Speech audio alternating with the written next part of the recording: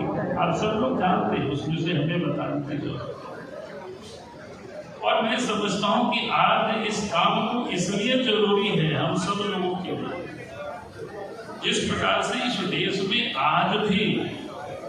और खास करके जब इस देश में प्रधानमंत्री नरेंद्र मोदी जी प्रधानमंत्री बने, उस समय से लगता है कि देश के अंदर में जो अराष्ट्रीय शक्ति है, देश को तोड़ने वाली जो ताकतें हैं, उन्होंने बड़ी जोर लगाया और देश को तोड़ने के लिए सबसे जो आसान,